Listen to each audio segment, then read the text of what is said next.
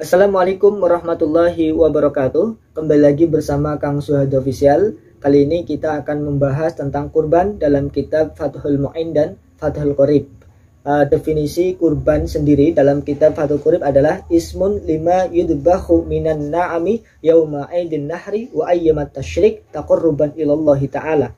Definisinya adalah nama bagi sebuah hewan yang disembelih pada hari Idul Adha dan hari-hari tasyrik sebagai sarana mendekatkan diri kepada Allah Subhanahu wa Ta'ala. Itu definisi kurban dalam kitab Fathul Qorib.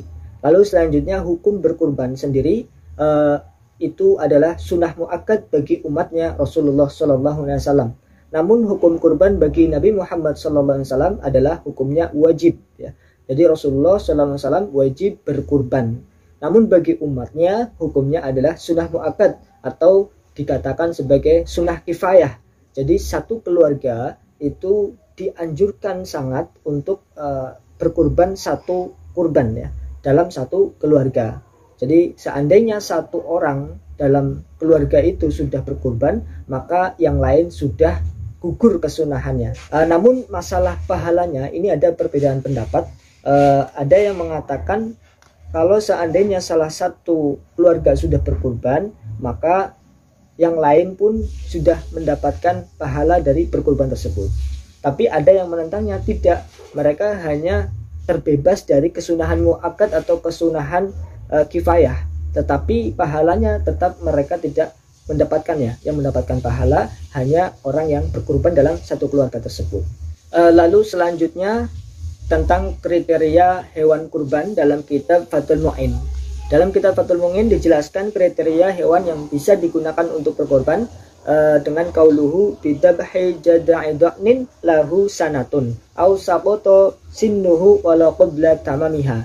Jadi hewan yang boleh atau bisa digunakan untuk berkorban itu adalah kambing domba ya, kambing domba yang berumur 1 tahun atau sudah poel, sudah putus satu giginya, walaupun belum berumur 1 tahun tapi sudah poel, maka sudah bisa digunakan untuk berkurban. Lalu ada opsi lagi ausania ma'zin wa baqarin lahuma sanatani, atau ketika tidak menggunakan wedus domba bisa menggunakan wedus kacang yang telah berumur 2 tahun, atau dengan sapi yang berumur 2 tahun juga bisa. Au ibilin lahu khamsu sinina, ataupun bisa menggunakan unta yang telah berumur 5 tahun.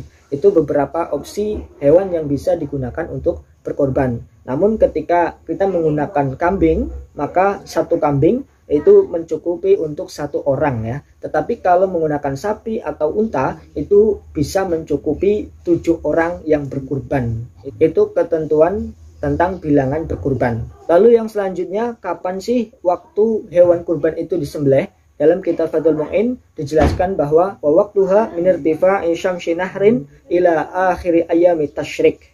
Jadi waktu penyembelihan itu mulai dari naiknya matahari pada hari Idul Adha, jadi sekitar pas sholat duha, sampai ila akhiri ayami tasyrik, masih bisa menyembelih sampai terakhir hari tasyrik, yaitu tanggal 13 Dzulhijjah. Lalu yang selanjutnya tentang ada beberapa kesunahan yang ditujukan kepada orang yang berkurban. Yang pertama, orang yang berkurban itu sunnah tidak memotong rambut, tidak memotong kuku, atau bahkan tidak memotong bagian-bagian tubuh kulit yang ketika dipotong tidak sakit.